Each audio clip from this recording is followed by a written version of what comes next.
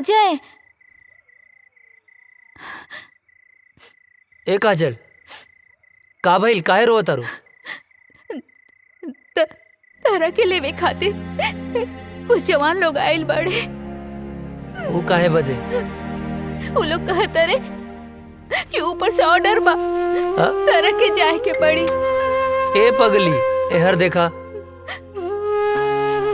अरे तय में इतना रोवे के कौन बात बा? ऑर्डरे नु आइल ह।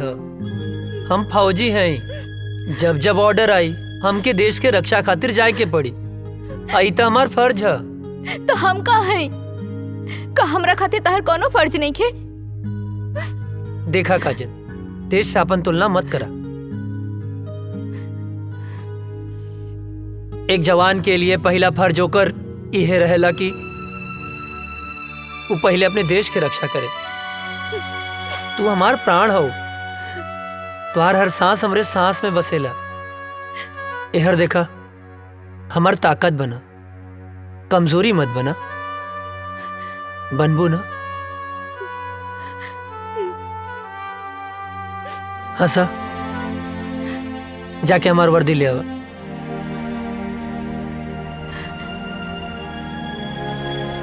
पगली कहीं के।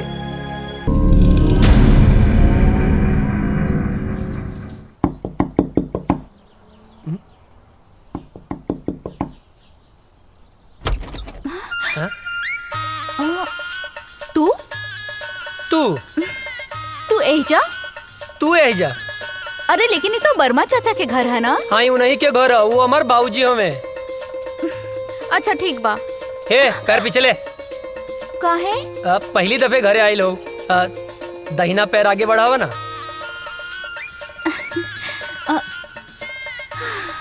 लेकिन अभी तक तो मिसेज अजय नहीं बनल। तब बन जाना, मना के कैले सा।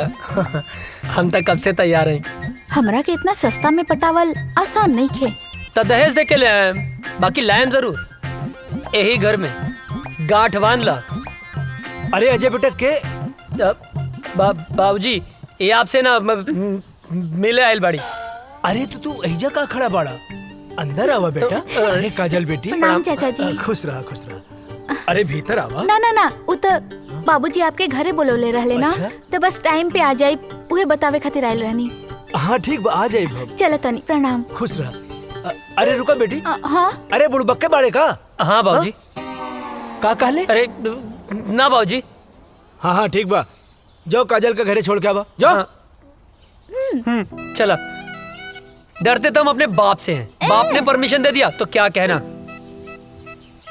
बैठा। चला। ये बच्चा मतीन कहाँ बैठल बाड़ू? जवान हो गई लू। जवान मतीन बैठा ना। ठीक से तो बैठल बानी। जवान हो गई लू, फीलिंग नहीं किया आवत का? ए तार ढेर ना होता का? लेके चले के बात लेके चला, ना तो हम जाता नहीं। ए देवता, रिसिया मत यार। बैठा। हमार मतलब है कि ऐसे बैठा कि हमरो मजा आवे और गियर भी बदल जाए। ठीक बा, चला। Thank you.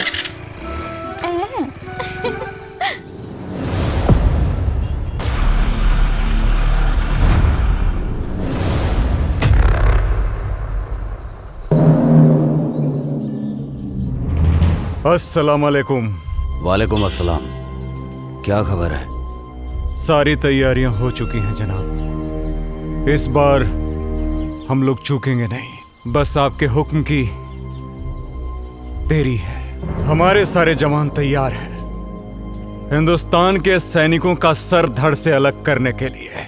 आमीन। जी जनाब। कोई गलती नहीं होनी चाहिए। जैसा आपका हुक्म। बस आपके हुक्म का इंतजार है हमें। ध्यान देना, इस बार मिशन में कोई खलल नहीं होनी चाहिए। जी जनाब। ऐसा कहर मचाओ कि हिंदुस्तानियों का रोम रोम कांप उठे। जी जनाब। धमाका ऐसा हो कि हिंदुस्तानियों की आने वाली 7 पीढ़ियां थर्रा उठें। उनकी हदें उनको याद दिलाओ। जी जनाब। और जाओ, मुनव्वर खान को भी ये इत्तला कर दो ताकि वो सारी तैयारियां शुरू कर सके। जाओ। जनाब, आपका हुक्म सर आंखों में।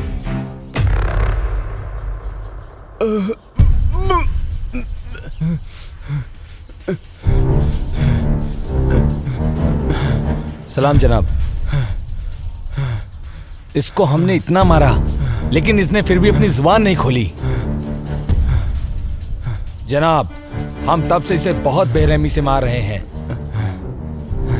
लेकिन फिर भी ये कुछ बताने को तैयार नहीं है। अबे सुन पाकिस्तानी पिल्ले, मेरी उम्र से क्या अंदाजा लगा रहा है बे? हमारे देश के नौजवानों में इतनी गर्मी है कि तेरे जैसे पाकिस्तानी झेल नहीं पाएंगे। अब तो तेरी गर्मी निकालनी ही पड़ेगी मुझे। बहुत फड़फड़ा रहा है साले। ए, सुन, मैं इसकी गर्दन काट रहा हूं और तू इसका वीडियो बना और हिंदुस्तान में भेज ताकि हिंदुस्तान में कोई भी मर्द पैदा होने से सैकड़ों बार सोचे। इस वक्त की सबसे बड़ी खबर, आतंकवादियों ने हिंदुस्तानी सैनिकों और उनके ठिकानों पर हमला करना शुरू कर दिया है। उन्होंने भारतीय सैनिक का सर कलम कर जय हिंद सर। जय हिंद सर, एक बैड न्यूज है। क्या है बैड न्यूज?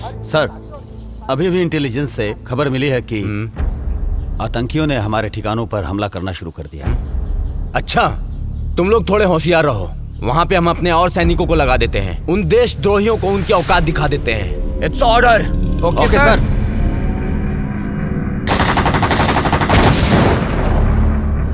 इस वक्त का सबसे ताजा खबर, आतंकवादियों ने हिंदुस्तानी सैनिकों और उनके ठिकानों पर हमला करना शुरू कर दिया है। उन्होंने एक भारतीय सैनिक का सर कलम करके उसका एमएमएस बनाकर भारतीय जनता में वायरल कर दिया है और उन्होंने धमकी दी है कि हर हिंदुस्तानी और हिंदुस्तानी सैनिक का यही हाल करेंगे जब तक उन्हें उनका पूरा हक नहीं मिल जाता।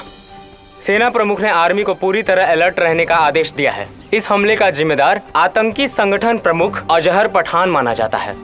अजहर पठान आतंकियों का मुख्य कमांडर है। जी हाँ दोस्तों, ये वही अजहर पठान है जिसका आज तक किसी ने चेहरा नहीं देखा है। देश दुनिया की सारी ताकतों ने इसे पकड़ने का पूरा जोर लगा दिया है लेकिन आज तक वो किसी के हाथ नहीं आया है। हाथ आने की बात तो दूर, किसी ने आज तक उसका चेहरा तक नहीं देखा है। सिर्फ लोगों में उसके नाम का खौफ है। अजहर पठान, अजहर पठान। अब देखते हैं हिंदुस्तानी सैनिक उनकी बुरी नजरों पर कैसे पानी फेरते हैं। आप बने रहिए हमारे साथ देश दुनिया की सारी खबरों के साथ।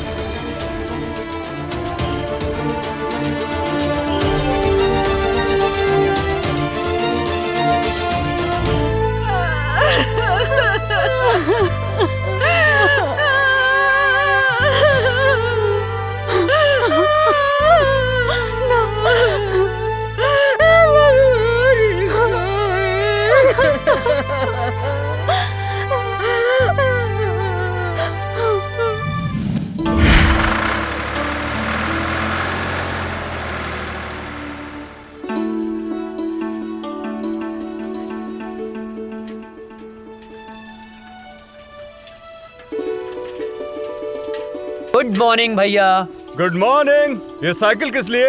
आप आगे आगे दौड़ेंगे, हम पीछे पीछे फॉलो करेंगे। अच्छा, ये साइकिल दीजिए तो। पर साइकिल का है। अरे दीजिए। दीजिए।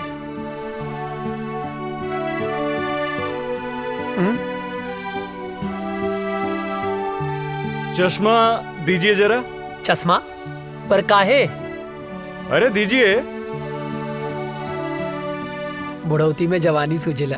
कैसे लग रहे हैं हम? एक नंबर भैया। अरे अरे, बैठना नहीं है, फॉलो मी। ये भैया का ऑर्डर नहीं है, फौज का ऑर्डर है। भैया का ऑर्डर नहीं है, फौज का ऑर्डर है, बैठना नहीं है। अरे फौजी आप हैं, दौड़े हम का है। फॉलो मी, जल्दी करो वरना सजा डबल हो जाएगी। भैया गलत बात हो।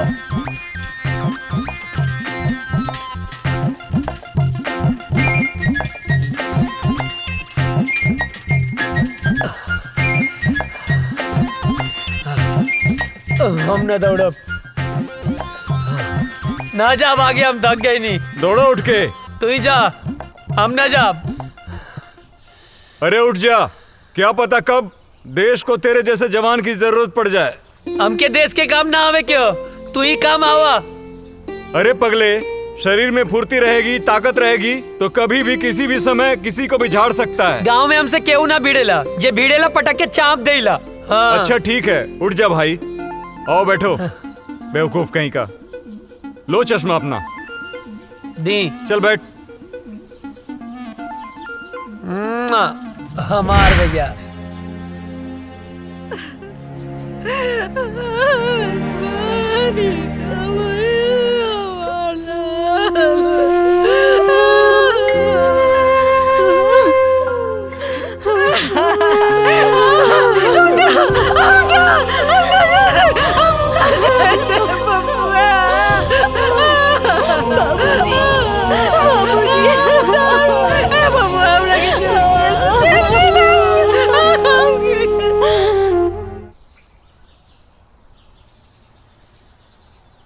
चाचा जी, ओ चाचा, का भेल चाचा? काहे रोवत बड़ा? पापा की याद आवत बा का? हमहू रोवत रहनी, लेकिन दादाजी मना कैलन। कहले हाँ कि पापा देश के दुश्मन से लड़े गईल बाड़े। लेकिन चाचा, गांव वाले कहले हाँ कि पापा लौट के कबो ना आई हैं। का ई बात सच है? ना मुन्ना, पापा जरूर रही हैं, जरूर रही हैं। चल बेटा। हे भगवान, हमरा विजय के काहे उठा लेला? हमरा विजय का खेले रही।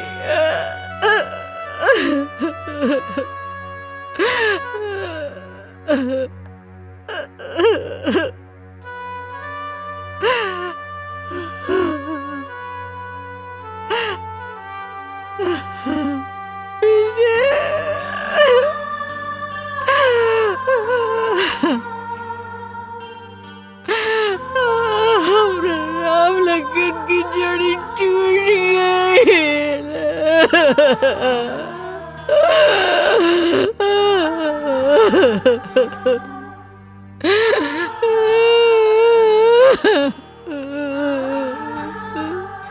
बेतरी नींद ना आवत रहे, तारा गोद में सो जाए।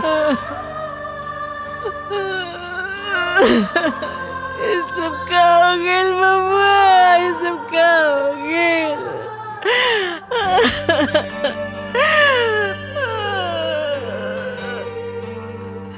काहे ऐसा होला? एक जमीन के टुकड़े खातिर भाई हमनी के छोड़ के ना गईले माई।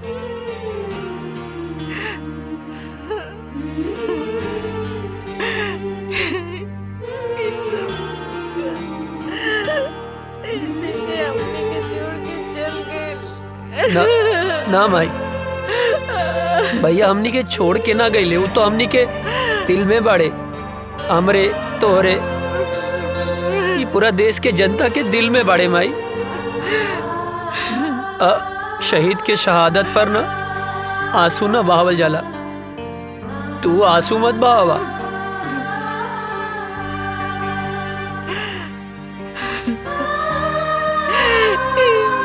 सब काहे होला? काहे होला? जमीन के चंद टुकड़ों के आती एक दूसरे को जान लेलस। काहे? पता ना। एक माई के कोकू कर देलस, हमर राम लगन की जोड़ी तोड़ देलस। पता ना माई, पता ना पड़ोसी मुल्क के हमनी के देश से कौन नाराजगी बा, पता ना। बबुआ, हमरा के छोड़ के कहीं मत जाइए, हमरा के छोड़ के नहीं तो हम मर जाएंगे बबुआ। ना जाए माई, हमरा के छोड़ के ना जाए, मत जाइए। कभी ना जाए, कभी ना जाए माई, कभी ना जाए।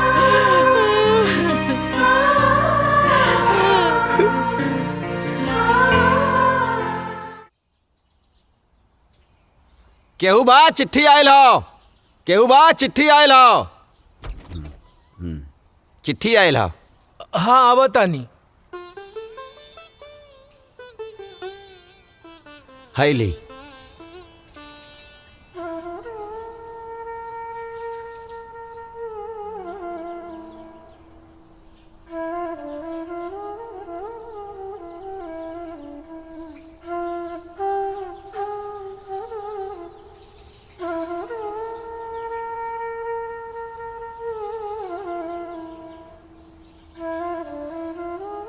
ना ना, चूल्हा भाड़ में गई सरकारी नौकरी। हाँ, एक बेटा तो शहीद हो गई, दूसरा बेटा के हम शहीद ना होके के देव।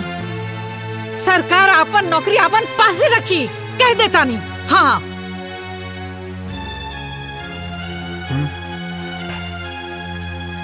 देखा बेटा, बात ऐसन बा कि विजय के शहीद होके के बाद भारत सरकार ओकरा जगह पे तोहके नौकरी देले बा। मगर हम नहीं के चाहत।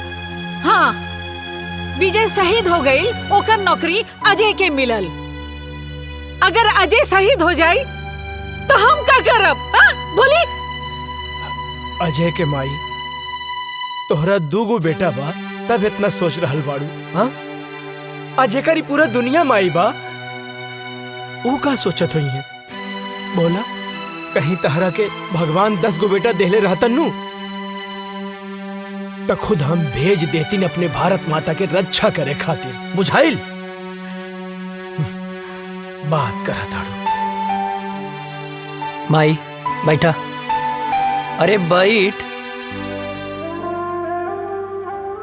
ए माई, बाबूजी ठीक कहा तारे। हमार मतलब है तू ठीक बोला तारो। तू केकर माई हवे बोल? बोले के पड़ी केकर माई है? तब बताओ ना केकर माई हवे। तोर माई है। आई धरती माई केकर माई हवे? हमरे नु ह। बाबूजी गलत कहाँ बोले? तोहरे रक्षा के जिम्मेदारी केकर है बाबूजी? तोहर। धरती माई के रक्षा के जिम्मेदारी केकर है? अरे तोहरे नु बा। माई, मरब जी अब सब विधना के हाथ में है। और दुश्मन के लगे ऐसा कोनो गोली ना कि तेरा बेटा के सीना के पार कर जाओ। बिल्कुल। हाँ बिल्कुल ठीक। सोच मत, मार के आए, मर के ना आए। का बाबू? हाँ बिल्कुल ठीक। अब भूख लागल है, खाना देना। दे दा। देता नहीं। चलना।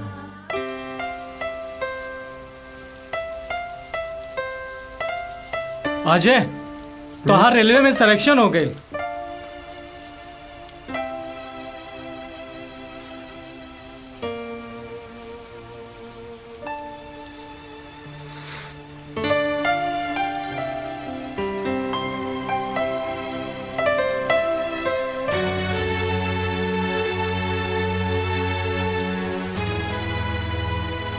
अब एकर कोनो मतलब ना। हम फौजी बनब। अरे ये तो बहुत अच्छा फैसला कैला। हाँ। लेकिन अजय, तू इतना उदास काहे हुआ?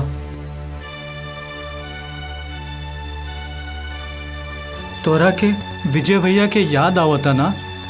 हाँ यार, बहुत याद आवता। अब ये उदासी के बोझा तू कब तक ढोईबा? देखा, जौन होके रहल तौन तो हो गए।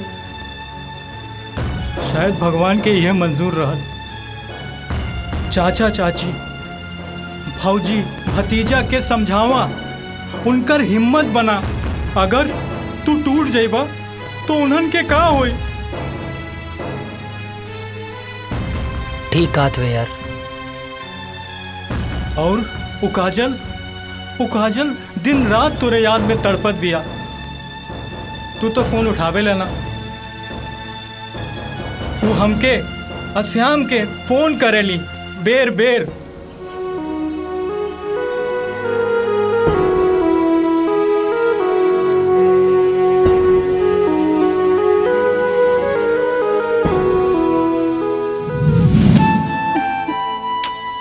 पता ना कहाँ रह गई ले। आवे तो बतावा तनी।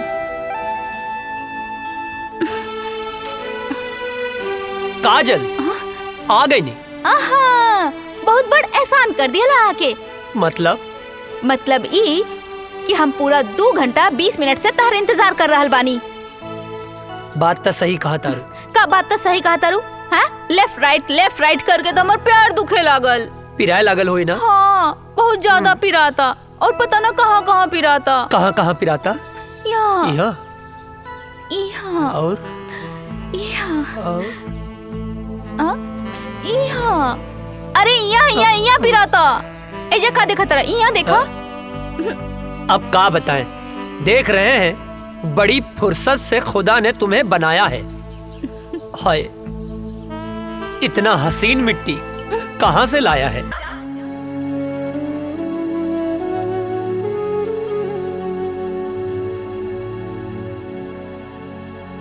अजय कहाँ खो गईला? कहीं ना। जाके एक बार काजल से भेंट कैला। ना करब। हम फौज में जाए खातिर माई बाबूजी के मना सकीले, पर काजल के ना मना पाई। कहीं काजल के प्यार हमार कमजोरी ना बन जाए।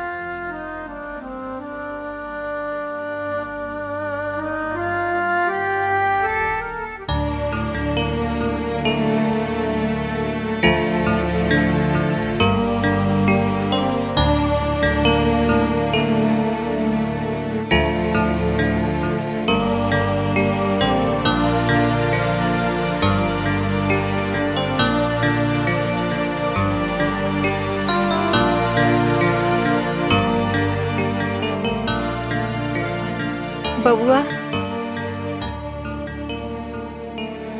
एक बार विचार कर ला। हम माई है ना, हाँ? हम अपन मन के ना समझा पाता नहीं। विजय के सदमा तो हम बर्दाश्त कर लेनी, लेकिन तो के कुछ हो जाए तो हम ना बर्दाश्त कर सकब। तो के तो खुश होके के चाहिए माई, हमके देश के सेवा करे के मौका मिलेल बा। अब ऐसे ताक के ना हमके ब्लैकमेल मत करा, खुशी खुशी भेज ना यार।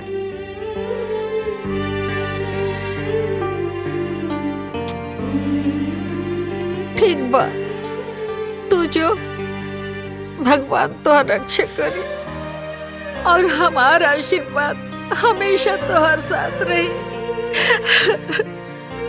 तोरा रक्षा करी, तोहर ढाल बन के खड़ा हो जाए। माई, माई, हमके कुछ ना हो।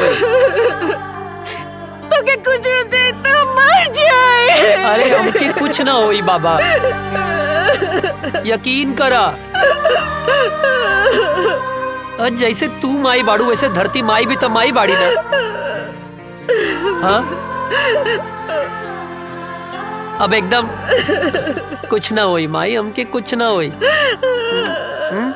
चला चला, आवा हम बताई थे।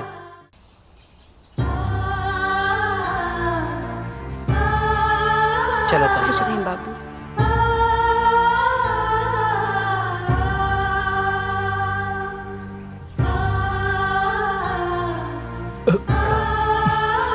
खुश रहा बेटवा और भारत माता के सेवा करा।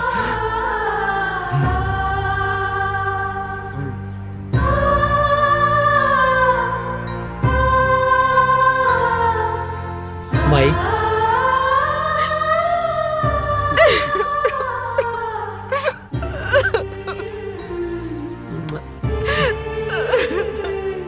चलो तन। चला, जल्दी लेट होता। चला जल्दी आ जाए।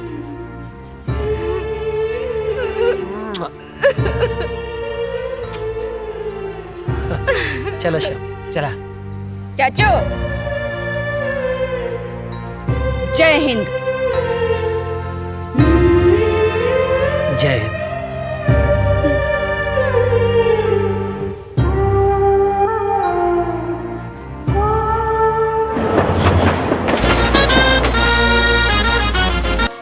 तुम्हारी ट्रेनिंग पूरी हो चुकी है। थैंक यू सर। और तुम्हारी पोस्टिंग भी वहीं की जा रही है जहां तुम्हारे भाई शहीद विजय वर्मा पोस्ट थे और आखिरी बार आतंकियों से लोहा लेते हुए शहीद हुए। अब तुम्हें देश की रक्षा के साथ साथ अपने भाई का भी बदला लेना है। Thank you sir, it's my pleasure sir. और मुझे पूरा यकीन है कि तुम भी पूरी जाबाजी और दिलेरी के साथ माँ भारती के दुश्मनों को उनकी औकात बताओगे सर। और हाँ, ड्यूटी ज्वाइन करने से पहले छुट्टी दी जाती है। जाओ अपनी फैमिली के साथ एंजॉय करो। Thank you sir, thank you so much सर। सर जय हिंद। प्रणाम बाबूजी। खुश रहा का हाल बा बेटा? बाबूजी ट्रेनिंग पूरा हो गई। तो बहुत बढ़िया बात। और खुशी के बात ही बा कि कुछ दिन खातिर हम घरे आवतानी। अरे ये तो बहुत खुशी के बात बा। माई कहाँ बाड़ी? कहीं गई बाड़ी। बाबूजी बोला ना रह दा, आके बताएं। ठीक। जी बाबूजी प्रणाम। खुश रहा। कौन काम?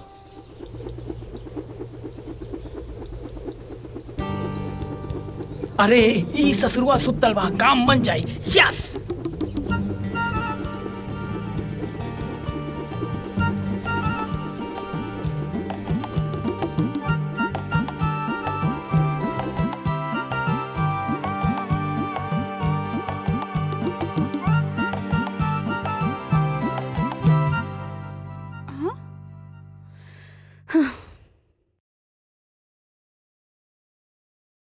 हे भगवान, कितना अच्छा सा झाड़ू लगावत हनी, फिर भी पता नहीं कहाँ से कागज आ जाता। हवा भी तो ना चलता।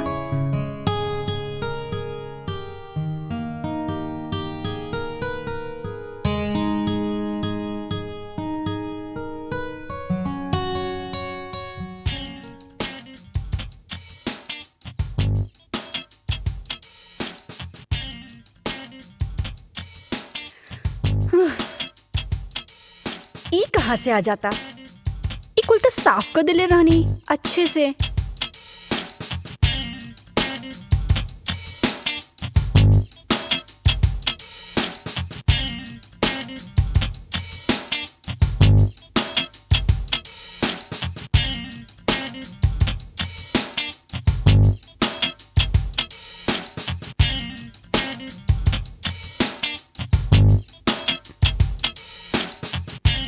अरे रे, हम बानी हम।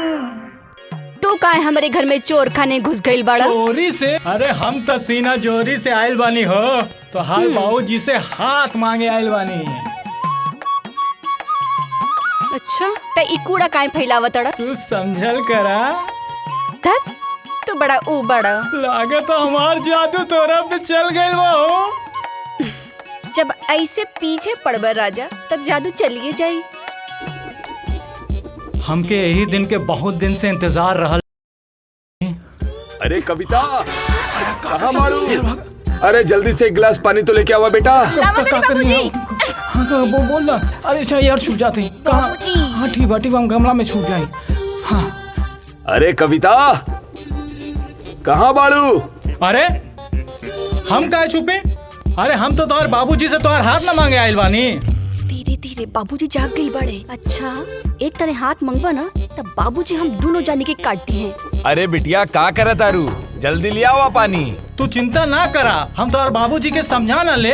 हाँ अच्छा, बाबूजी के समझा ले बा। अरे बात के समझो।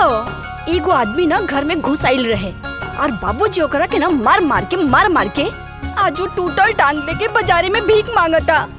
का बात करा तू? हाँ। टूटल टांग? अरे हम भीख ना मांगा। सुना, हमके कहीं छुपा देना। कहीं छुपा दे। हे भगवान बचा लिया हमको, कुछ नहीं करा हम। हे भगवान। अरे बेटा कविता, कहाँ रह गइलू? इली बाबूजी आगे नहीं।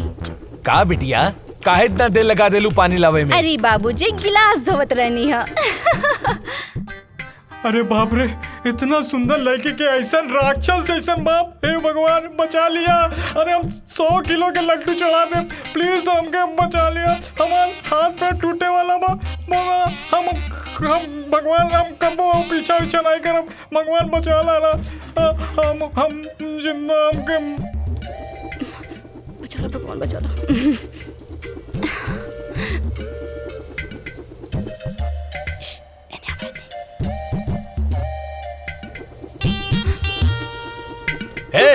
क्या हरे रुक। अरे कहाँ तानी रुक जो। अरे कहाँ भागा था, रुक। अरे कहाँ तानी रुक जो। अरे के बाड़ा? अरे कहाँ जेबे भाग के? रुक जो। बाप रे, पकड़ ले। रुक जो। कहाँ भाग? अरे तो इतना हिम्मत? हाँ? हमारा घर में घुस गई ले। गलती हो गई। नहीं मत हमके माफ कर दे। चल तोहरा क्या भैया हम तो से का कहत रही ना। हमके दांते कटलस। हे भगवान, कल्याण की रक्षा करी हो, आपका करी। रुका, कहाँ भाग के जाइबा तू? रुक जो, हम तोहरा के छोड़ब ना। कहाँ भाग के जाइबे? रुक, अब बताओ तानी।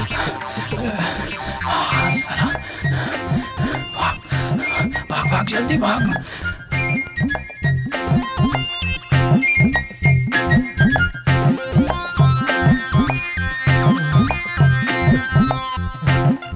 लगता भाग गए।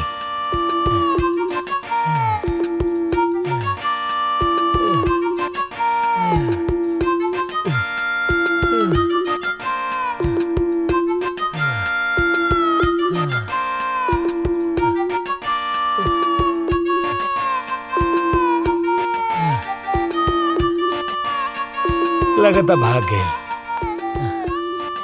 खैर वो हमके चाहे जब मिली हम ओकरा के छोड़म ना। चाहे जब मिली हम ओकरा के छोड़म ना।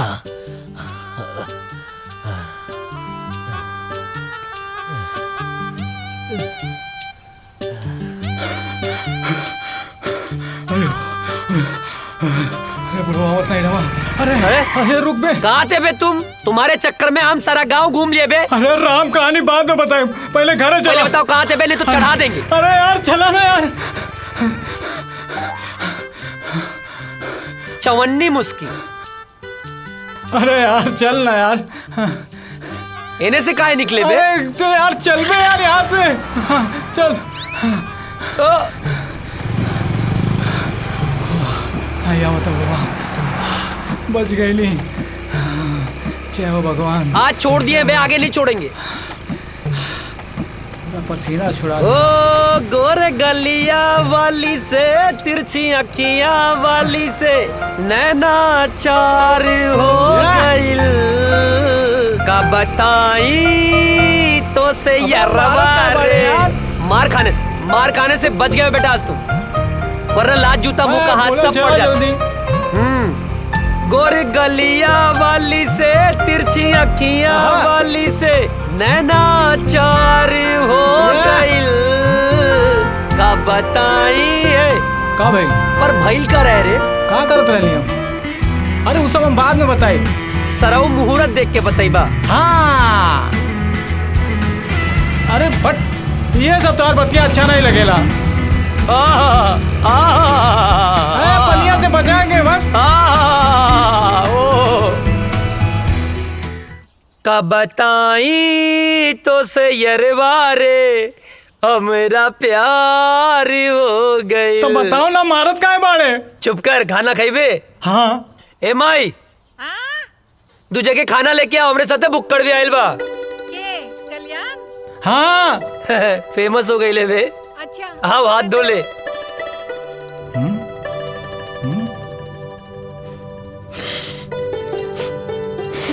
ए, हाँ, जाके हाथ धो। अरे हमार हाथ तो साफ बा। साफ बा? सलून के पानी कितना दिन में बदले ले? जबले कीड़ा ना पड़ेला। अबे गंद हो रहा। जाके हाथ धो। जाता ही। एक बार कुकुर के पूंछ सीधा हो सकेले, बाकी तू ना। इला चाची गोड़ लगातानी। जियत रहा, बैठा। खा।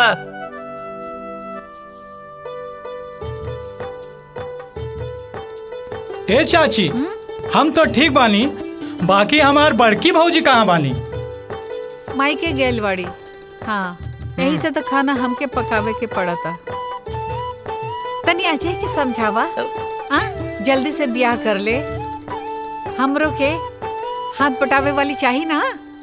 वो नैहर गईली, छुटकी बहू आ जाई त हमार साथे हाथ पटाई ना। हाँ, और नहीं तो का। और वैसे भी बुढ़ापा में काम कहाँ पावेला। ढेर ना होता। नहीं। बहाव के रोक, गति के धीमा कर। हाँ हाँ हाँ। ओकरा के काहे धमकावा ताड़े? हाँ, हम सब बुझी ले। अरे हमार माई यार ड्यूटी और ब्यूटी। सुना बिटिया, हाँ बाबूजी। हम जाता नहीं कुछ काम से। हाँ। हाँ थोड़ा ध्यान रखिए। हाँ ठीक बा बाबूजी।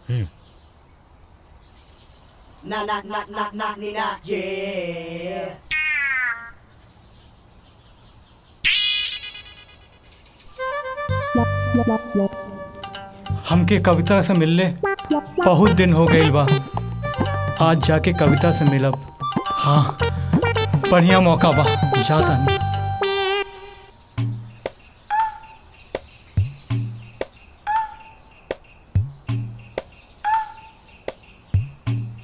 तू इतना दिन बाद? कविता, ये बात सही बा। हम तोहार बाबूजी से डराइला, लेकिन इहो बात सच बा कि हम तोहरे बिना जी ना सकेंगे। आज हम एगो फैसला कर ले बानी कि हम जियब चाहे मरब, लेकिन ब्याह तोहरे संगे करब। कल्याण, तू हमरा से इतना प्यार करेला? हाँ, अपने जान से भी ज्यादा।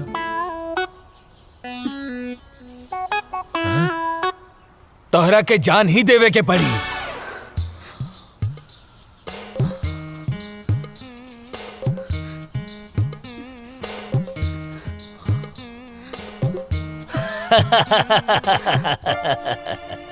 प्यार भी करेला और डर भी लगेला।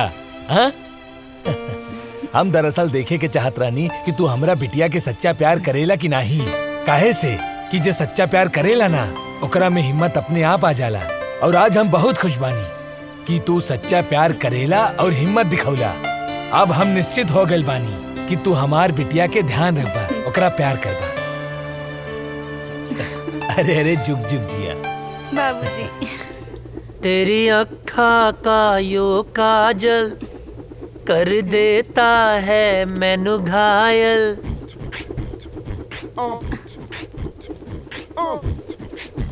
कहा रे, हेने आओ। छोटा पटाखा बड़ा धमाका। हाँ? भाग यहाँ से भाग। अरे बबुआ, जेकरा खातिर इतना फीट फाट होत बड़ा ना, तारा बाबूजी ओकरा बाबूजी से मिलके बात पक्का करे खातिर गैल पड़े। हाँ? सच्ची माई? हम जाना तानी तोहार जान कहाँ अटकल बा। अरे अजय के माई, अजय के रिश्ता पक्का हो गई। हाँ, अब सुना तू एक बात कान खोल के सुन ला। दिग्विजय सिंह फौजी के बेटा के बियाह हट तनी घर के बढ़िया से एकदम जगमगा दिया। हाँ, ताकि लोग आए देखे देखते रह जाए। ठीक ना? हाँ ना बेटा? हाँ बाबू। हाँ, ठीक बा। Thank you Mai. Thank you बाबूजी। तेरी अखा का यो काजल कर देता है मैनू पागल। नर नर नर नर नर।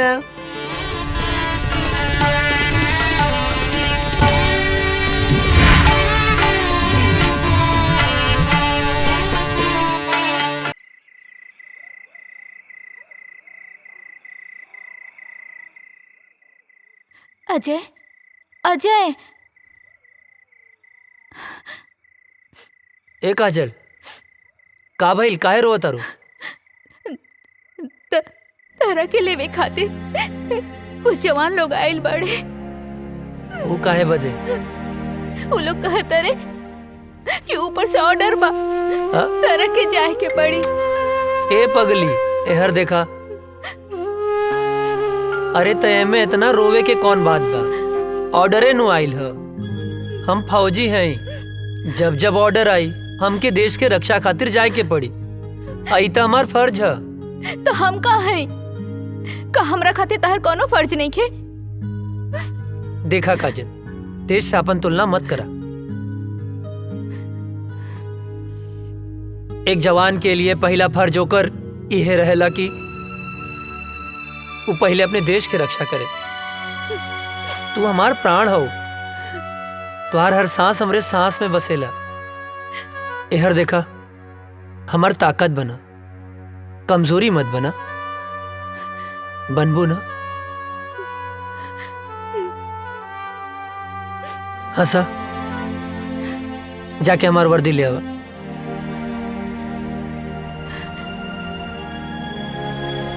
पगली कहीं के। हाँ मिश्रा। सॉरी अजय, हेडक्वार्टर से इमरजेंसी मैसेज आई बा, आज ही निकले के बा। ठीक है। का ठीक बा? हाँ का ठीक बा? आज ही तोर ब्याह भइल और आज ही ले जाए खातिर आ गेले, हम ना जाए देब। माई बात के समझल कर, इमरजेंसी मैसेज है। ना ना, हम ऐसा ना होके देब। अरे हमरा हम ना कटला जाए से देब। भी ना कटी। हाँ?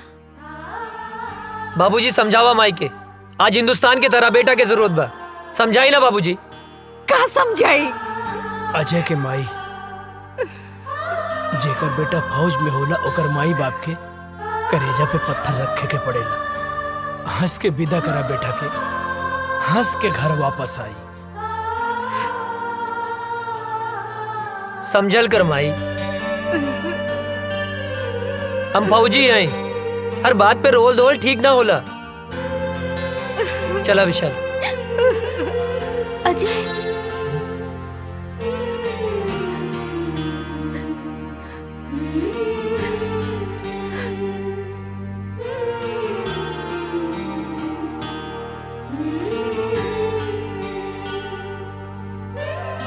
जल्दी आए। अपन ख्याल रखिए। तो माई रोवा मत, माई बाबूजी के ख्याल रखिए।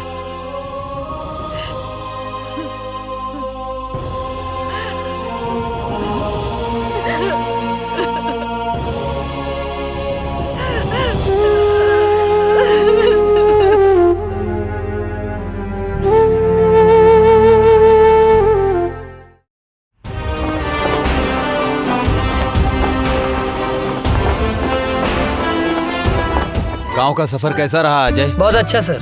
माँ और बाबूजी सब ठीक हैं? एकदम बढ़िया सर। चलो ठीक है, साइन करो और आज से ड्यूटी ज्वाइन सर।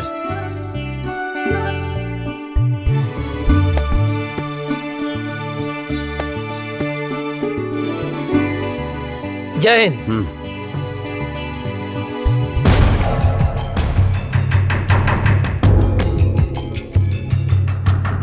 डाउन।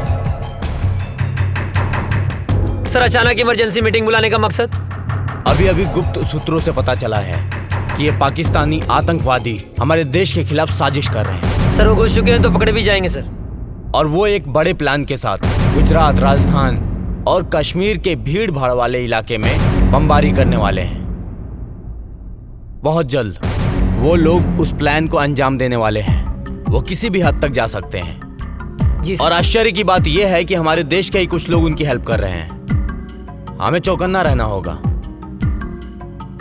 वो हमारे देश के किसी भी कोने में हमला कर सकते हैं, तो हमें उन्हें किसी भी प्रकार से रोकना होगा। अजय सर, तुम पूरी तरह से अभी अलर्ट हो जाओ। सर। राम सिंह, तुम ऐसा करो, सीमा से सटे जंगल के इलाके में बटालियन के लिए सारी व्यवस्था उपलब्ध कराओ। जय हिंद सर।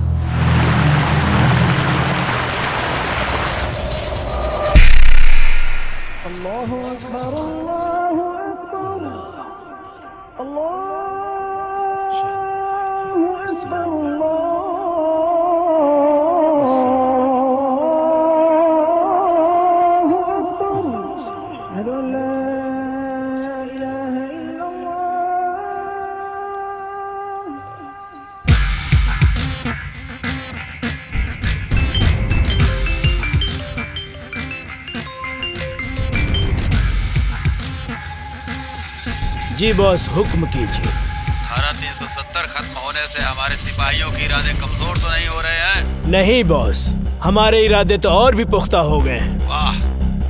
कश्मीर हमारा था, हमारा है, हमारा ही रहेगा। इंशाअल्लाह। आगाज तो उन्होंने किया था, खत्म हम करेंगे। बहुत खूब, आमीन।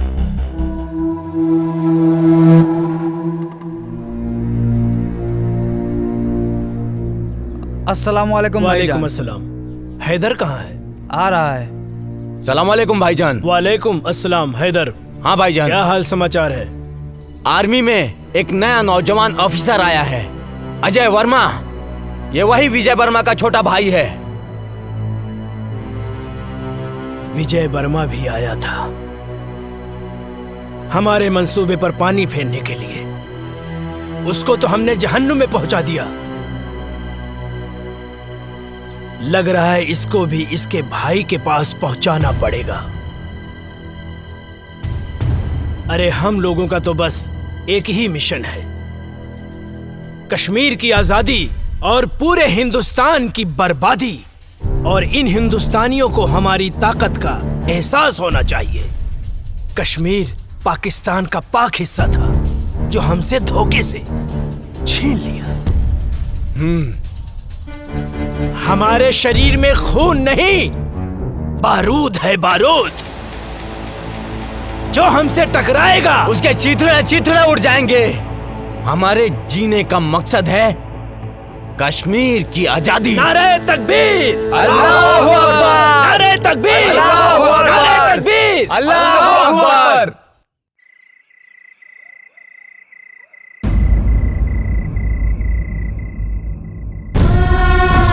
हे भगवान, हमारा सुहाग जहाँ भी होगे सही सलामत होगे।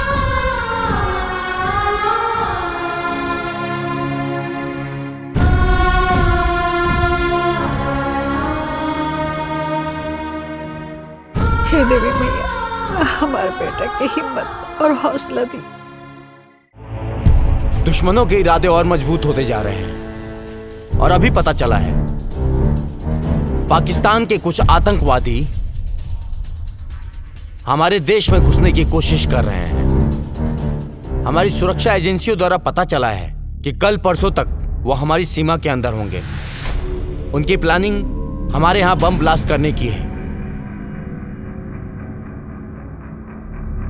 5 जन, जो लोग हमारी सीमा में जंगल के रास्ते घुसने वाले हैं, वो हमारे देश के किसी भी कोने में बम ब्लास्ट कर सकते हैं। उनके इरादे और उनकी हिम्मत तो देखो।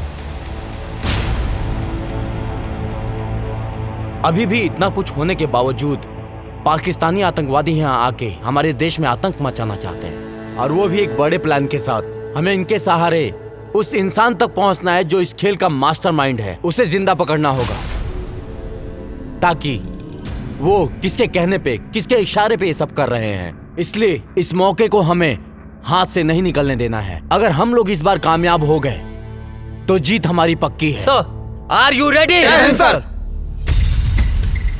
गाइस, मिली जानकारी के अनुसार दुश्मन अपना मूड बना चुका है। कभी भी हमला कर सकता है। वो अलर्ट रहना जरूरी है। दीपक? यस सर, हम लोग भी पूरे तैयार हैं सर। सारी तैयारी हो चुकी है। दुश्मन बाल भी बाका नहीं कर सकता सर। गुड। गांव की मिट्टी के खुशबू के छोड़ के आइल बनी, यहाँ दुश्मन के धूल चटावे। रिलैक्स, आओ बैठ।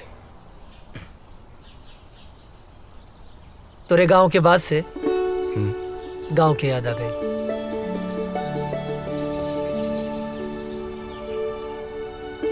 भाभी के फोटो है का?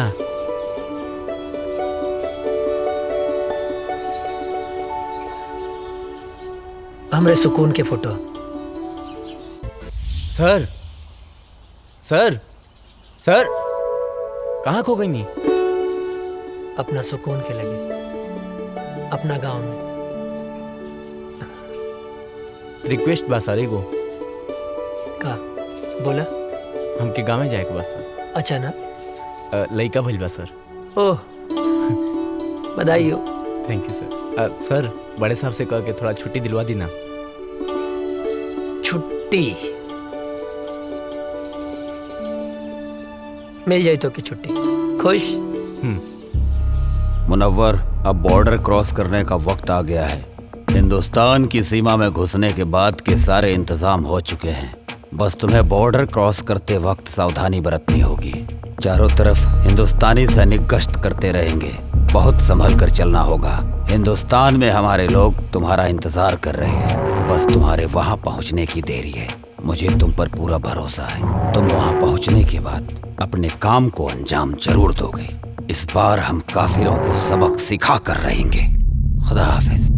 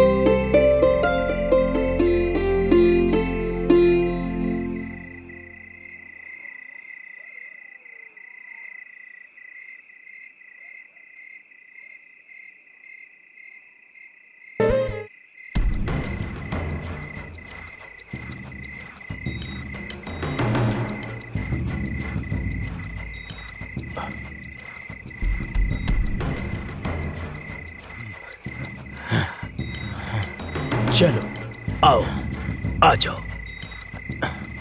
यहाँ से 5 किलोमीटर दूर हमारे लिए गाड़ी खड़ी है। यहाँ से वहां तक जाना है और कुछ दिन हिंदुस्तान में रुकना है। हम अपने मिशन को कामयाब बनाएंगे, समझे? आओ जी।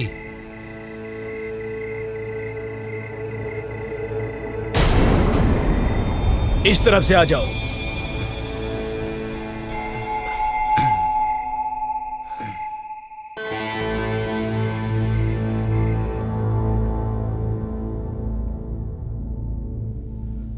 रुक जाओ।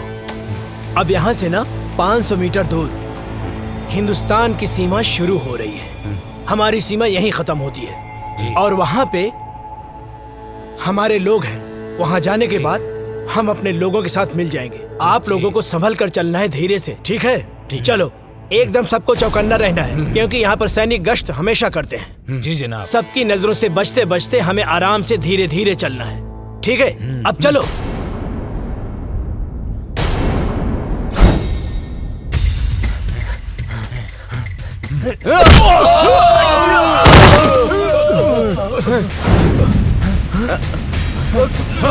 कहाँ गया? किधर गया? किधर गया? कौन है? कहाँ गया? किधर गया? चलो। जी जनाब।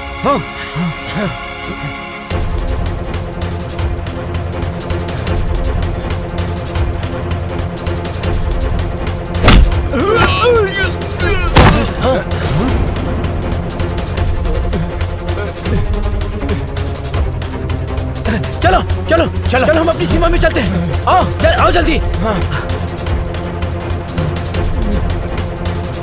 भूत भूत भूत, छोड़ो हमें, छोड़ो हमें। ये मेरा तौबा, मेरा अल्लाह का तौबा, मेरे बाबा का तौबा। तू छोड़ दे मुझे, मैं कभी हिंदुस्तान में नहीं आऊंगा। अरे फौजी!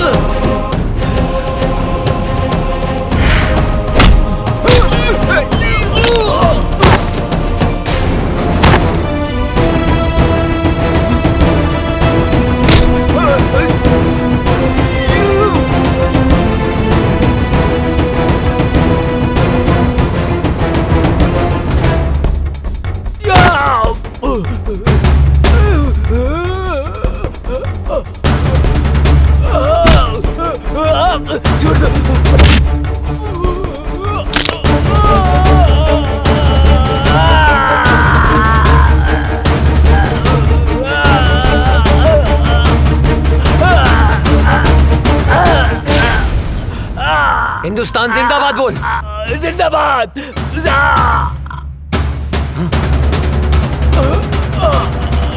ना तुम लोगों का ईमान है, ना तुम लोगों का धर्म। बैठ। तेरे गांव के बाद से गांव की याद आ गई।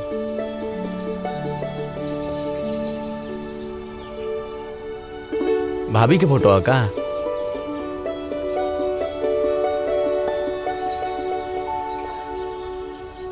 हमरे सुकून के फोटो। सर सर सर, कहाँ खो गई नी? अपना सुकून के लगे, अपना गांव में। रिक्वेस्ट बा सर एगो।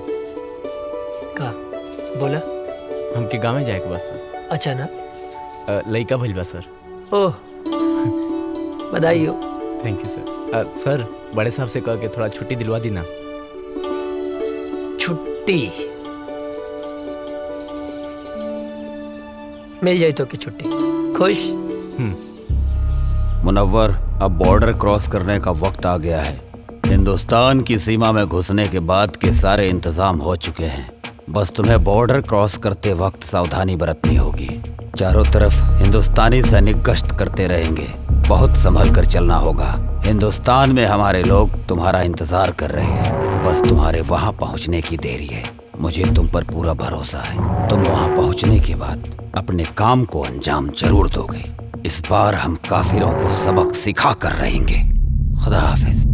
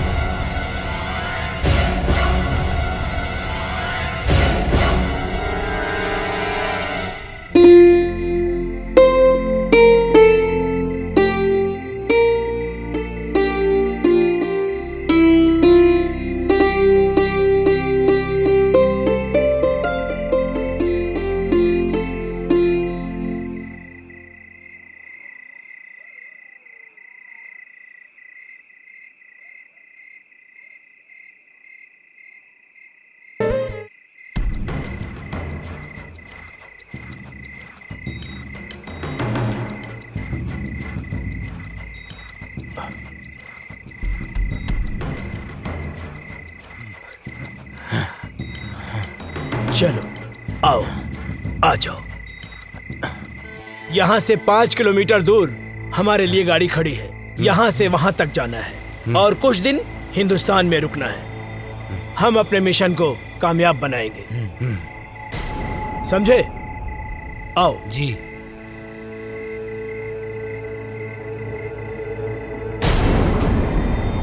इस तरफ से आ जाओ।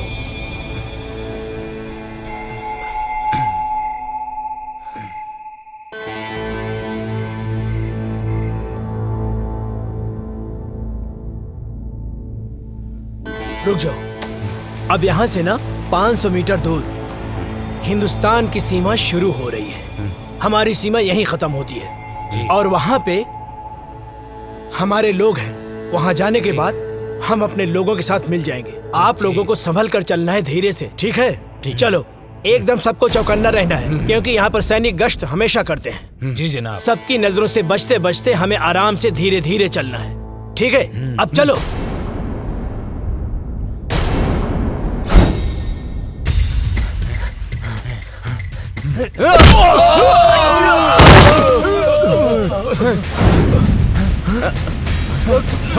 कहाँ गया? किधर गया? किधर गया? कौन है? कहाँ गया? किधर गया? चलो। जी जनाब।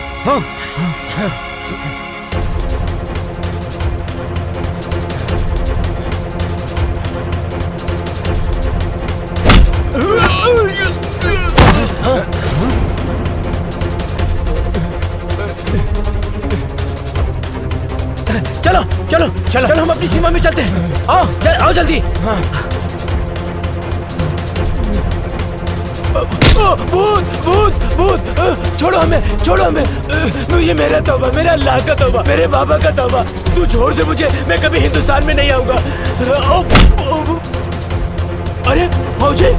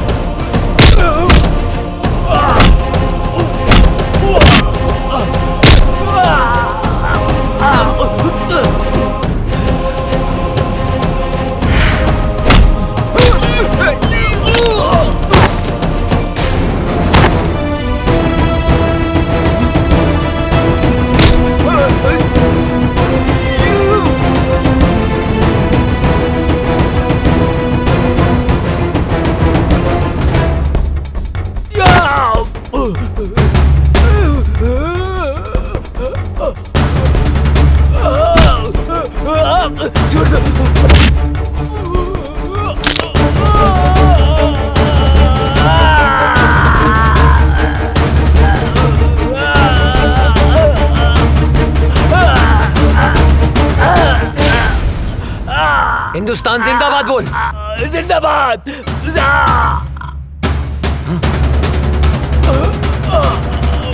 ना तुम लोगों का ईमान है, ना तुम लोगों का धर्म।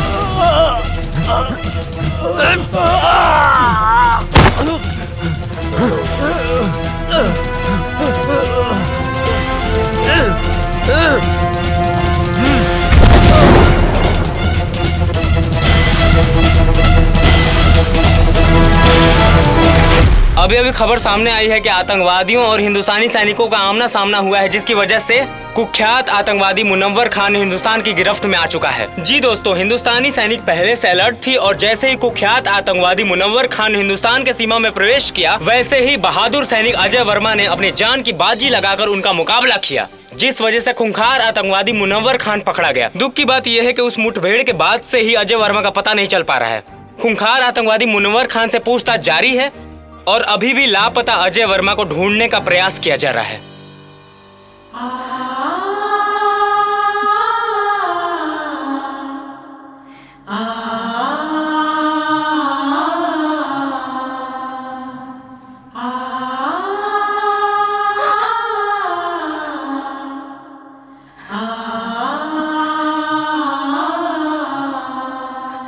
हे भगवान, हम सुहाग की रक्षा करिए।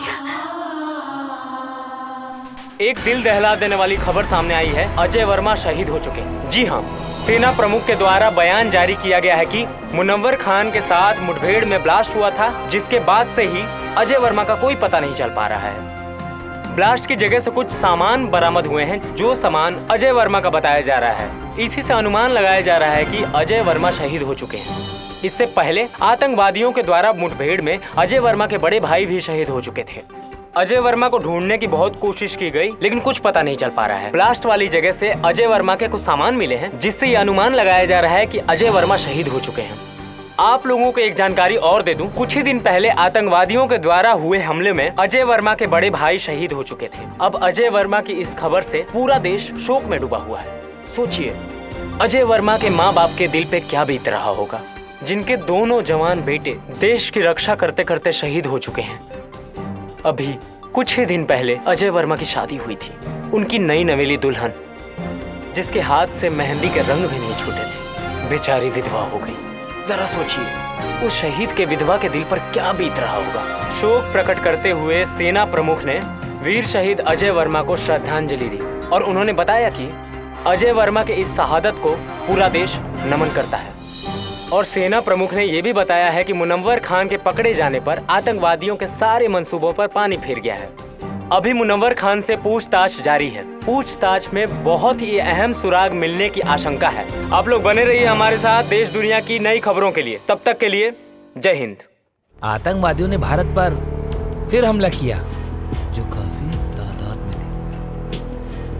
आतंकवादियों ने फिर से हमला किया, कई जवान शहीद हो गए, लेकिन आर्मियों ने आतंकी सरदार मनोहर खान को अपने गिरफ्त में ले लिया है। लेकिन दुख की खबर ये है कि अभी तक अजय वर्मा की कोई खबर नहीं मिली।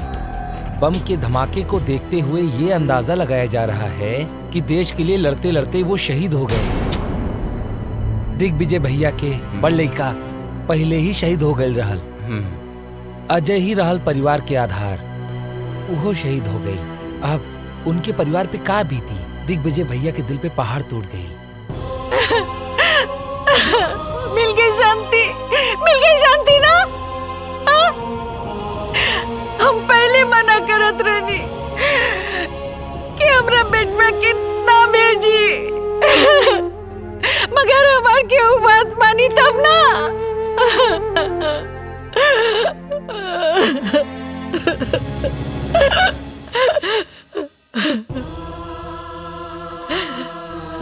भाई, हमारे बेटा के लाश खेता दिखा दो। बाबूजी, विस्फोट इतना जोर से फैल रहा है ना, अजय के कुछ भी पता ना चलल।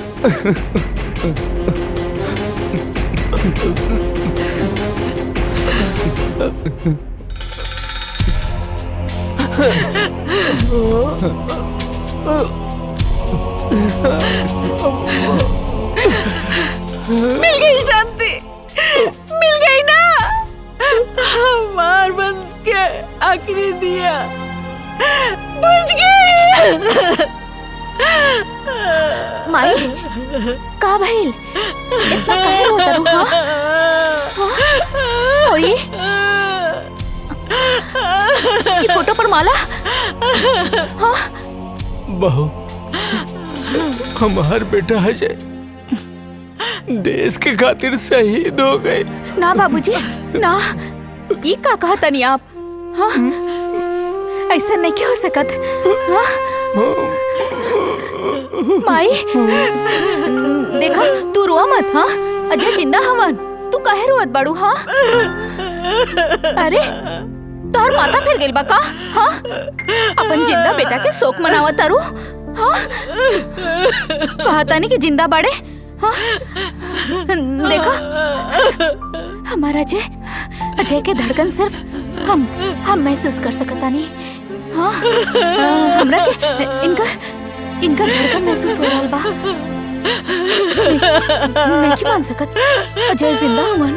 बहुत हिम्मत बता रहा मैं, लेकिन अब हमार दोस्त अजय जिंदा नहीं खन, शहीद हो गए बाड़े। शर्म नहीं आवत? हाँ? एगो फौजी होके एगो जिंदा फौजी के शहीद बोला तारा? शहीद हो गई? हाँ?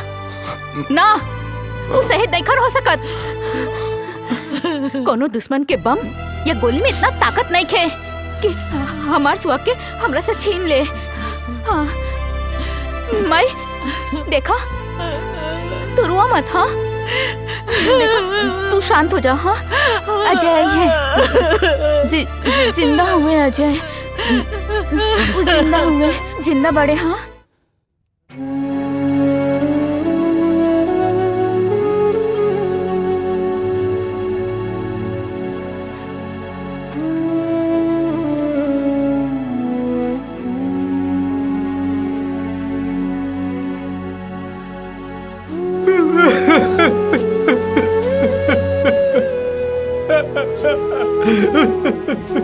अजय भैया, अजय भैया आतंकवादी हमला में शहीद हो गए।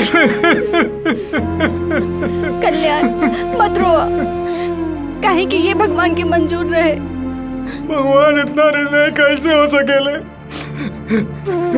चाची चाची रो रो के पागल हो रहे मालिक। और काजल मौसी के तो पता ही नहीं भाई कि उनके सुहाग गुजर गई। भगवान इतना निर्दयी कैसे हो सकेले? कैसे हो सकेले? अरे श्याम क्या करता ना? श्याम, अरे अंधेरा में कौन पढ़ाई करता ना बेटा? ए श्याम, अरे मचिसिया भाई ना काजनी कहाँ थई लेबा?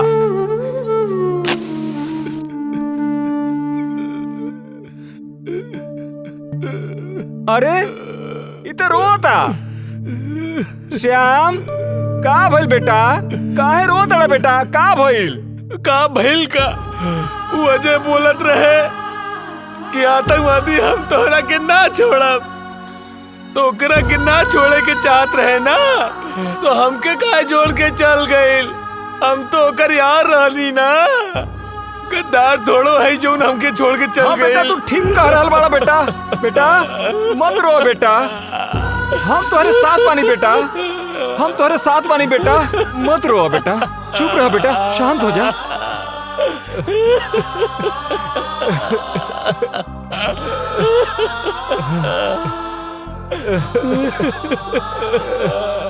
चुप हो जा बेटा, चुप हो जा बेटा, बेटा चुप हो जा बेटा, चुप रहा बेटा, चुप हो जा बेटा।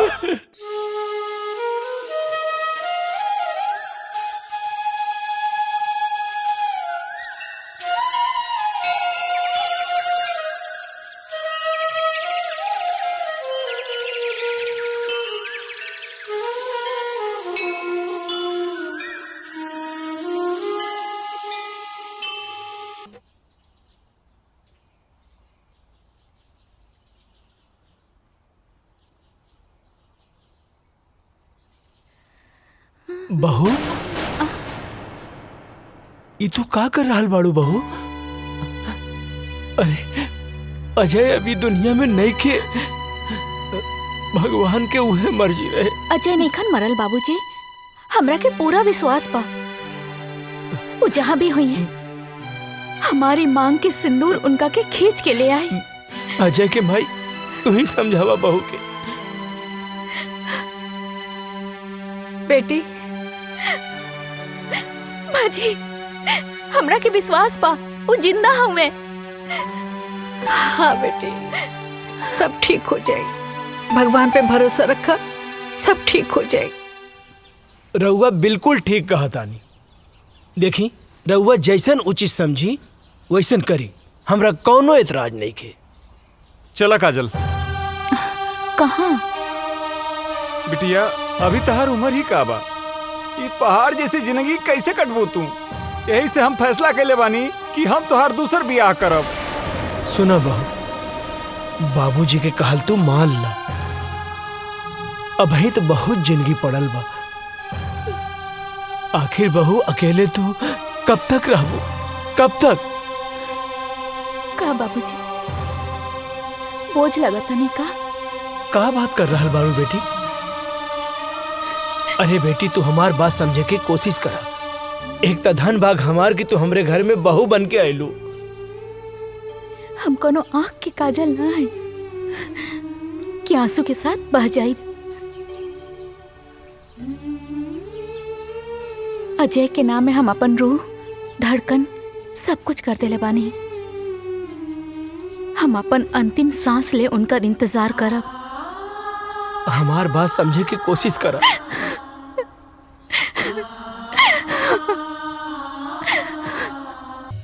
मुनव्वर खान, सच सच बता, बता कौन है तेरा बॉस और कहां कहां तुम लोग की प्लानिंग है ब्लास्ट करने की। तू ऐसे नहीं बताएगा, लगता है तुम्हें हिंदुस्तानी आर्मी का पावर दिखाना पड़ेगा। मुनव्वर खान, तू हिंदुस्तानी फौज के कब्जे में है। आज हिंदुस्तानी फौज तेरे साथ क्या सलूक करेगी तू सोच भी नहीं सकता है। बता सच सच, बोल तेरा बॉस कौन है? बोल बोल बोल।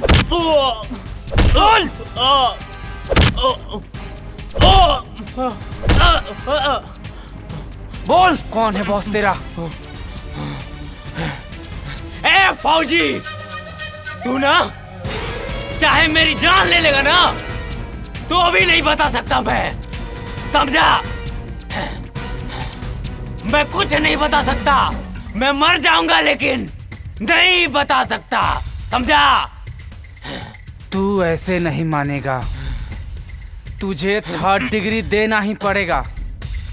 बोल कौन है बॉस तेरा और क्या मकसद है तुम लोगों का? नहीं बता सकता। चल जुबैर, फोन लाओ।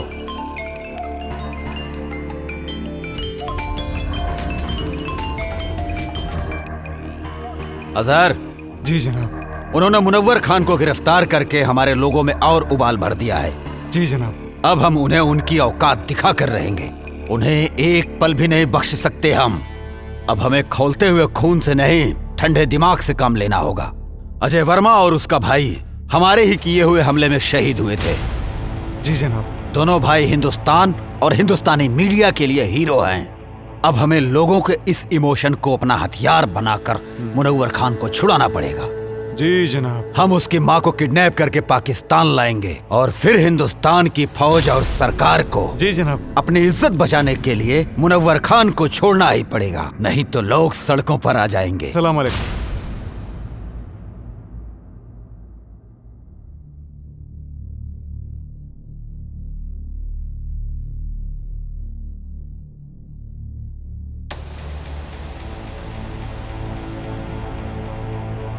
हे देवी मैया, हमार कलेजा के टुकड़े के काहे छीन ले लो, ओकरा बिना कैसे जी, ओकरा बिना हम कैसे जिए तानी माई? हम मर जाए, अब हम मर जाए। हाँ, हमरा लाल के साथ का कहलू, ओकरा के कुछ कैसे हो गल मैया? तू तो पूरा संसार के माता बड़ो, तू तो जाने लू, ओकरा बिना काजल कैसे रही माई? हमरा परिवार के पुकार तो तू सुन सकेलू ना माई? हाँ, तू तो जाने लो, ओकरे बिना हम ना रह सकब, ओकरे के कुछ कैसे हो गए? हम मर जाए, हम ओकरे बिना ना रह सकब, हमार बच्चे के लौटा दी माई। तू तो माई बड़ू, हमो माई है, हमार दिल के टुकड़े के लौटा दी।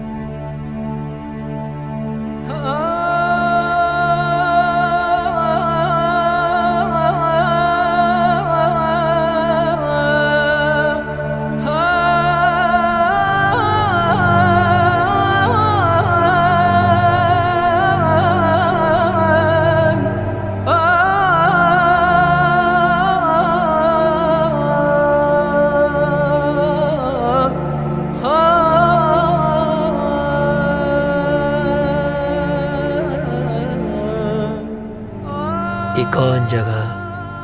पाकिस्तान है।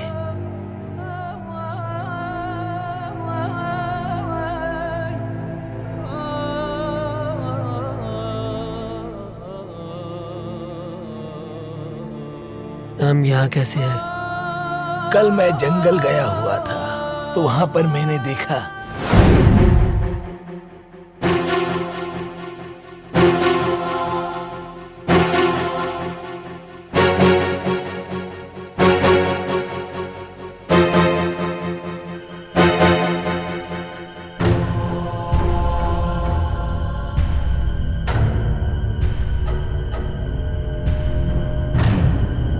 ये कौन है?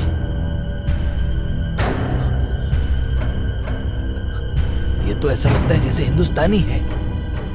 ये फौजी लगता है।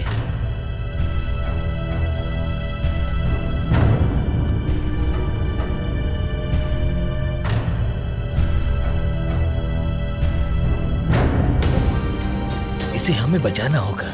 अगर किसी ने देख लिया तो प्रॉब्लम हो जाएगी। वैसे भी हिंदुस्तान पाकिस्तान एक ही तो था।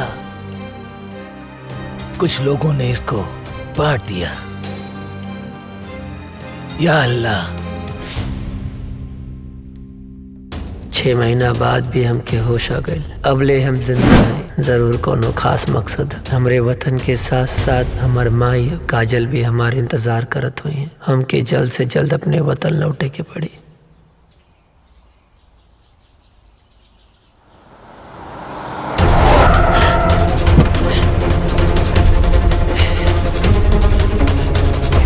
अरे हम चला था। अरे छोड़ा। हम का कहीं नहीं ले जाता। अरे कहाँ अरे छोड़ा। हम बोला था छोड़ा। ठीक ना क्या हुई? छोड़ता हमरा के। अरे हम बोला था हमरा के छोड़ता।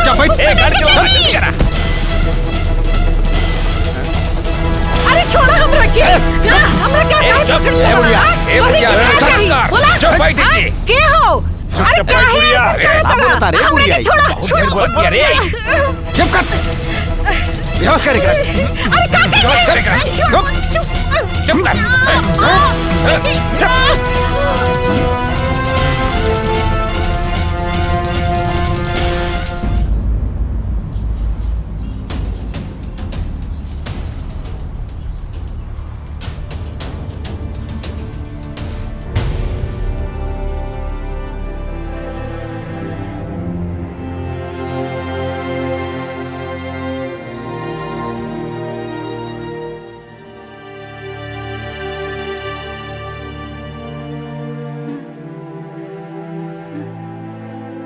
ये हम कहाँ बनी? हम जब बानल काहे बनी? हाँ अरे क्यों बा? अरे हमरा के बचावा। हमरा के यहाँ से छुड़ा के ले जावा हो। हे भगवान हमरा के छुड़ावा। अरे हमरा के बचावा इन लोगन से।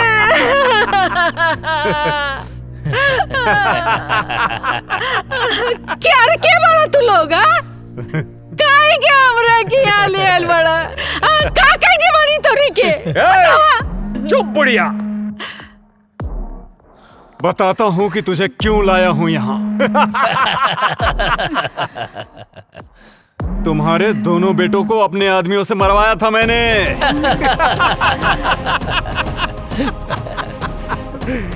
सुन, तुझे मैं किस लिए लाया हूँ वो मैं तुझे बताता हूँ।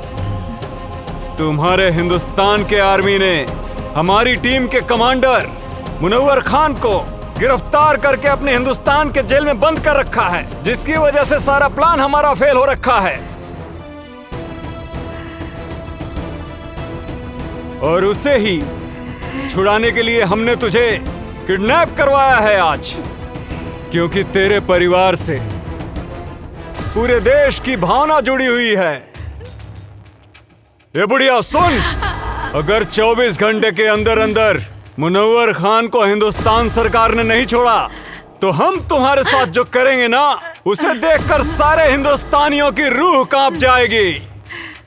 और अभी 24 घंटे होने में कुछ ही समय बाकी है।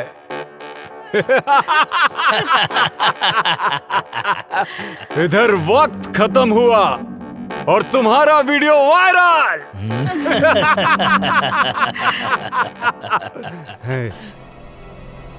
और उधर सरकार के खिलाफ जनता का विरोध। और विरोध इतना भयानक होगा कि मुनव्वर खान को हिंदुस्तान सरकार को छोड़ना ही होगा। वक्त तो अब खत्म होने वाला है। उससे पहले एक आखिरी बार हिंदुस्तान सरकार को वक्त देने दो। भगवान तू लोग के कभी ना माफ करिए। हाँ दरिंदो, हमरा के छोड़ी, हम बेकसूर बानी, हमरा के काहे पकड़ के रख ले बड़ा।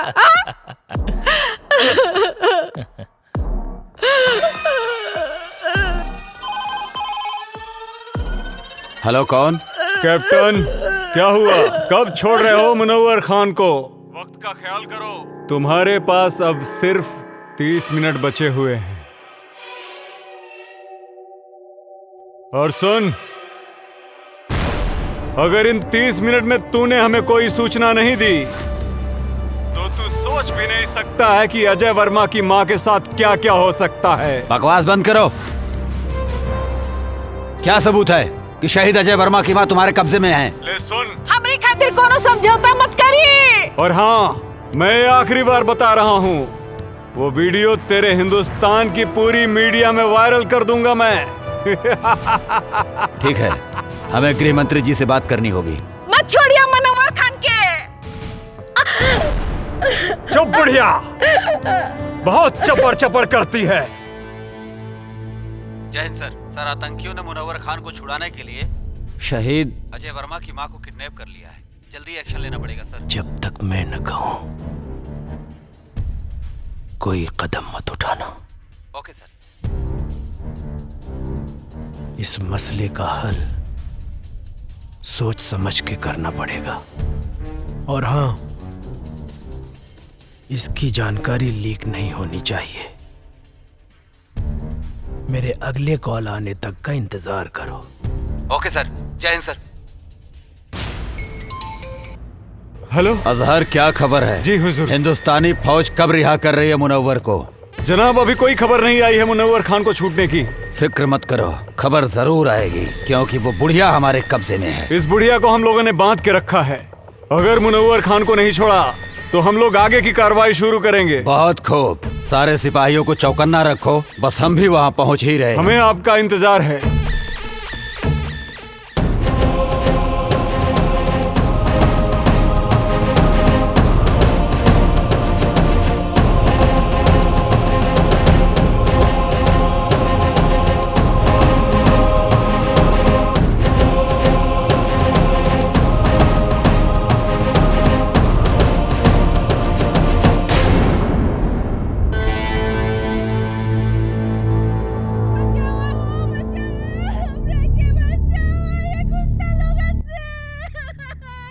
ये तो कोनो लड़की की आवाज लागत बा।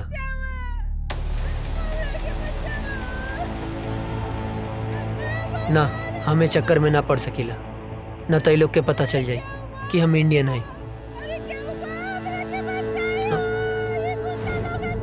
लागत है ज्यादा मुसीबत में बाड़ी। का करी भगवान?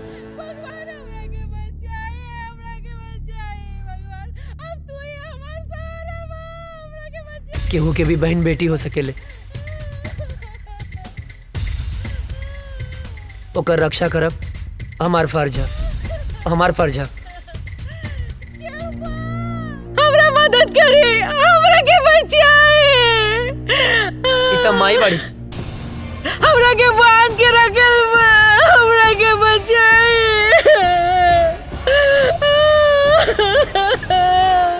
हम का करी माई है, रुक जा।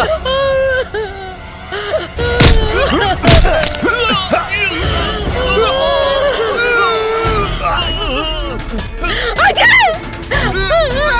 अजय! बाबा जिंदा बड़ा! हे भगवान!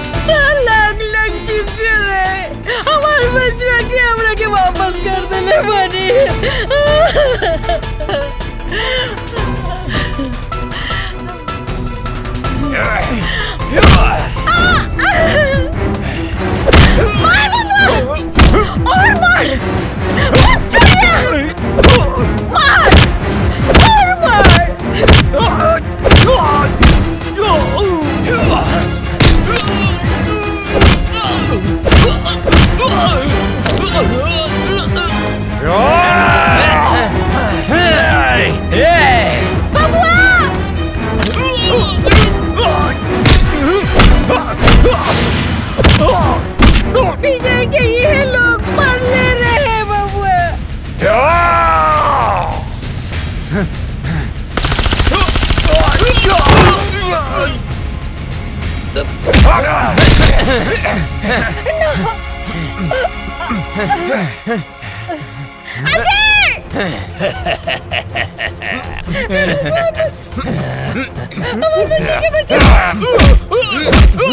मत छोड़िए, हम एक फौजी के माई है।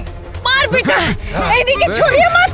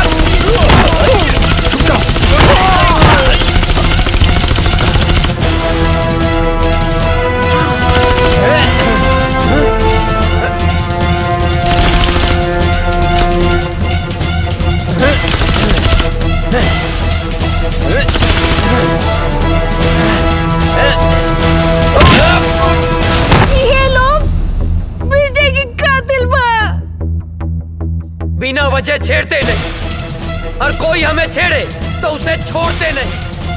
फाड़ दे कलेजा दुश्मन के घर में, हिंदुस्तानी उसे कहते हैं।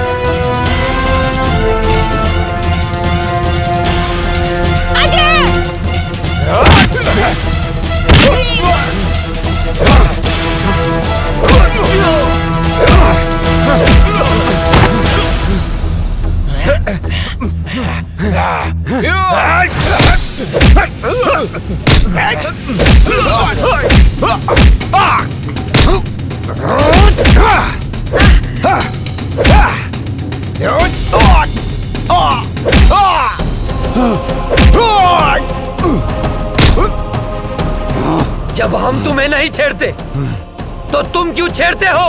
कश्मीर क्यों नहीं छोड़ते? कश्मीर हमारा है। तुम एक मुनव्वर मारोगे तो 100 मुनव्वर पैदा होंगे।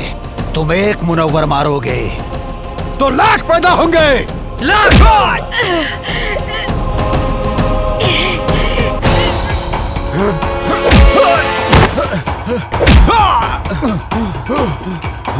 भेजे में शांति से बात घुसती नहीं है क्या? ए काफिर, तेरा भाई भी आया था यहाँ। मैंने मारा उसे, वो भी बम से उड़ा के, समझा?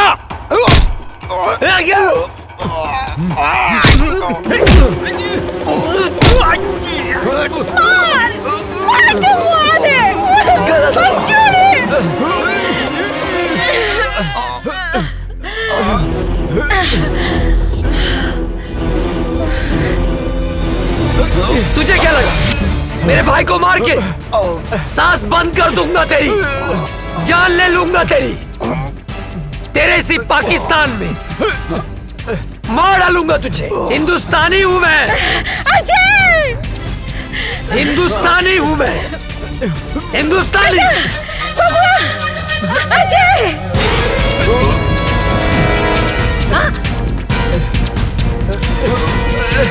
बेटा,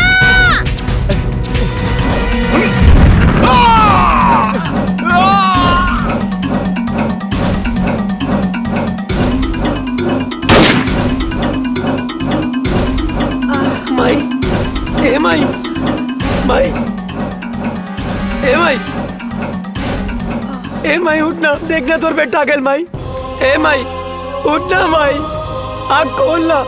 हाँ माई, अजय तोर बेटा। अजय बेटा, हम काले रानी ना के हम आ जाए, देख आ गए नीना। कहाँ रहला माई के छोड़ के इतना दिन? गलती हो गई माई, गलती हो गई। जाना तेरा तोहर बाबूजी, काजल बिटिया, तोहर भाभी, तोहर भतीजिया चिंटू, यहाँ तक कि पूरा गांव हमार बबुआ के हमारा अजय के इंतजार करत रही। बेटा तू हमनी के छोड़ के कहाँ गई? कहीं न जाए माई।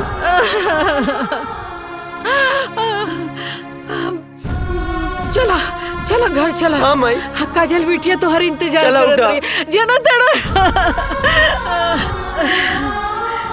मेरा भारत महान। जय हिंद, जय भारत।